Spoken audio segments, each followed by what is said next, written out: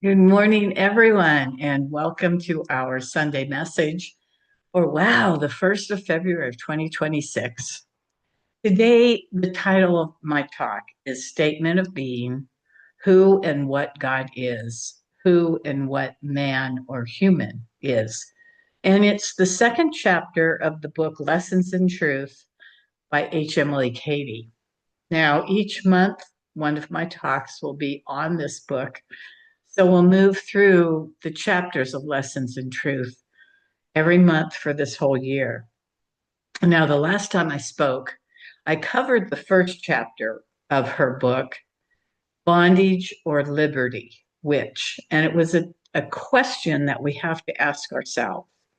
In that chapter, she begins the process of letting us know that, as in her words, true liberation comes from what is happening in our world, not by changing circumstances, but by transforming our consciousness. In other words, changing our mind, changing our thinking. Every single human being has within them a spiritual presence, God, the Christ within, who is the source of all life, health, power, wisdom, peace, joy. And she emphasized that nothing external is the source of these good things. She wrote, all joy and strength and good spring up from a fountain within one's own being. She taught that consciousness shapes reality, that we are co-creative with spirit, and that liberation from this bondage to this earth comes through knowing and affirming our true identity, which is we are creations of God and have all that God inside of us. So, as creations or children of God, we are the heirs to all that God is and has, which is all joy, peace, harmony, love, wisdom, prosperity, health, and more. And we connect with all of this through daily quiet meditation, a time to focus our minds on the divine nature that we are. She then speaks of forgiveness and states that unforgiveness itself is a form of bondage, a bondage to a person, place, thing, or event that stops our freedom in so many ways. It's a refusal to release the inner perception that creates suffering rather than freedom. Then she states that God is present in every situation, and properly understood, as she states, there are no second causes. And what this means is that nothing outside of divine law operates apart from the divine will. All situations, whether we like them or not, are expressions of divine law when we perceive them in the correct way. It asks us to look at adversity not as punishment or misfortune, but as an opportunity for spiritual growth and self-realization. It also challenges us to shift from victim consciousness to creative consciousness. She says that the words, God is my defense and deliverance, held in silence until they become a part of our consciousness, will deliver anyone from the influences of the world. All limiting beliefs must be released for spirit to be recognized and expressed. So, in this first lesson from Emily Cady, it invites us to transform our consciousness. And in doing so, it actually lays the groundwork for the rest of Lessons in Truth, which is a guide to living from spiritual truth rather than illusion, which then brings us to lesson 2, our statement of being, about who and what God is, who and what mankind is, or the humankind is. And chapter 2 begins by confronting one of the most spiritual foundational questions there is. Who and what is God? Now, Emily Cady opens by referencing Jesus's words to the Samaritan woman. God is spirit, and emphasizes that this is a clear metaphysical truth that underlies everything about spiritual understanding in human life. Katie affirms that God is not a distant human like being with a body and emotions like ours, hidden away somewhere up there. And instead, God is spirit, the creative energy, life, love, intelligence, power that underlies all visible reality. God is the totality of all good, present everywhere and in everything, unseen by the physical eye, but apparent through our spiritual consciousness.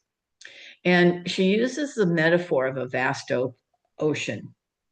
Just as every drop of water has the same molecular composition as the ocean itself, then every form of life reflects the one universal spirit.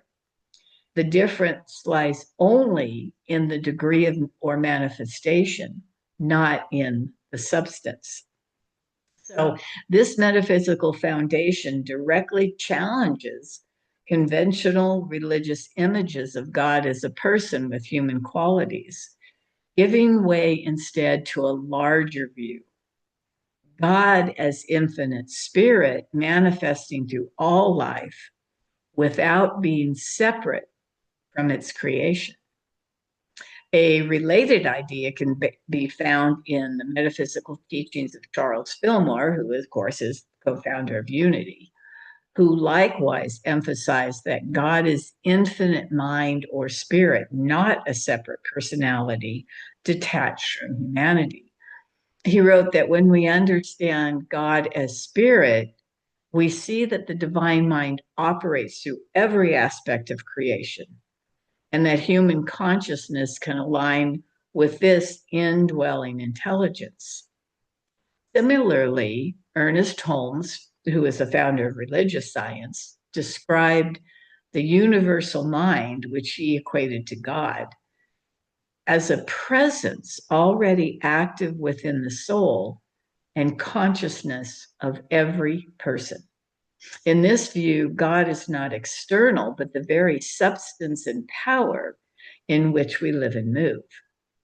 Even in the mystical readings associated with Edgar Cayce, we see the theme that God is the life force and love that underlies all existence.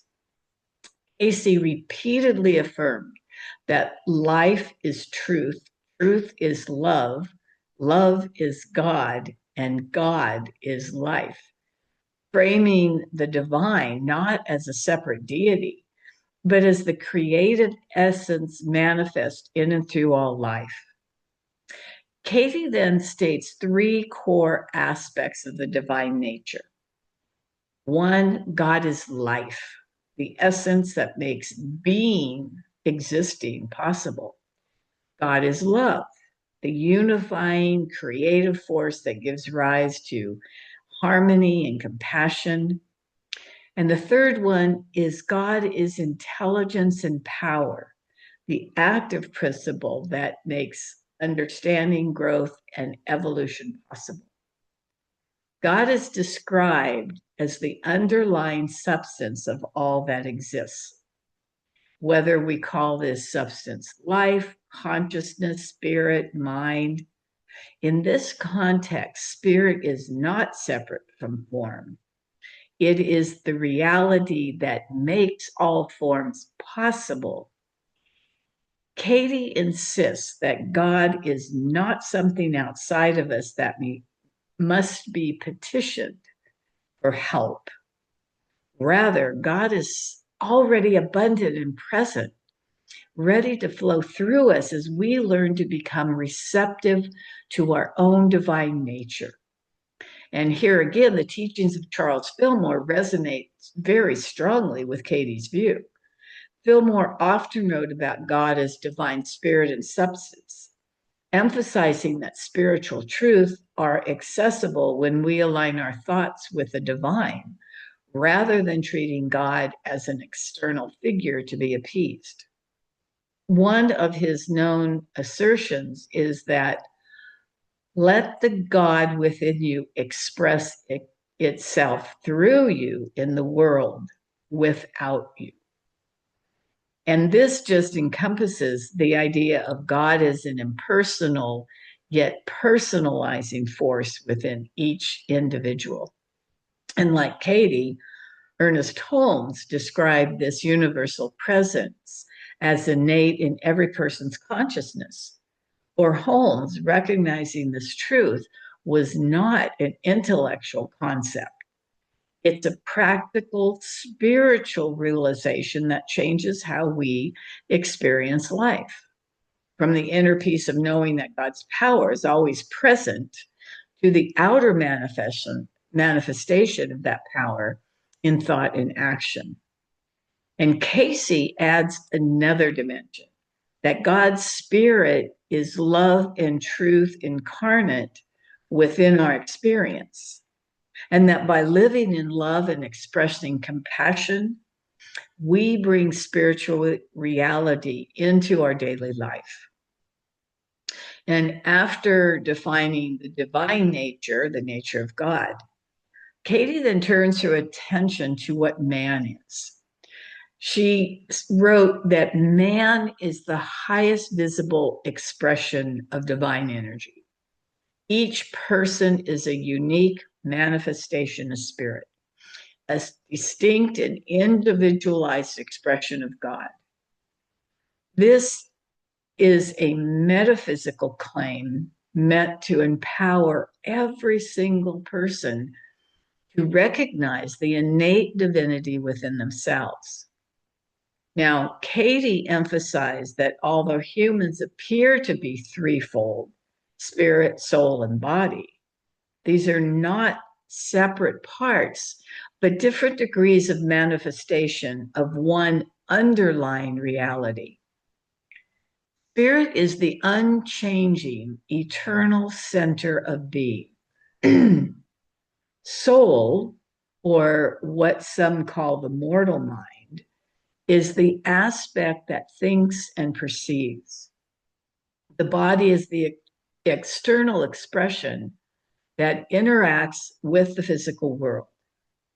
Now, this view aligns with Fillmore's metaphysical interpretation of man as an expression of divine mind, spirit, idea, and form, reflecting the Trinity, mind, idea, expression, within human consciousness. In Fillmore's teachings, the three aspects of human mind reflect the divine Trinity nature, meaning that humanity is not below God, but is a manifestation of divine principle.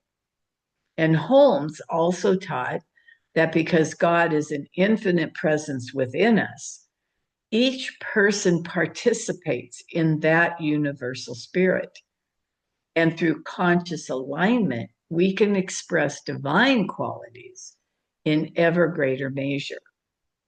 Now, Casey's readings also underscore this idea, stating concisely that man's origin as spirit, not the physical body, and that the soul projects into matter, which never truly separates from the divine source. In his metaphysical view, spirit is life, mind is the builder, and the physical form is the result, mirroring the threefold reality that Katie describes. Now, once the nature of God and the nature of man are established, Emily Cady goes on to explain the practical implications of this. Number one, our human experience is shaped by consciousness. What we think influences not only our mental state, but our physical reality and life circumstance. This is because our thoughts interact with the divine substance within us. Number two, ignorance of our true nature leads to suffering, limitation, and misunderstanding. When we focus our attention only on the external and the material aspects of our life, that's when we become dominated by fear, doubt, and conflict. Number three, according to Katie, true spiritual life begins when each person learns to see beyond the senses and connect directly with the divine living within. And in this case, Katie is not merely offering metaphysical abstractions, she's offering a spiritual practice.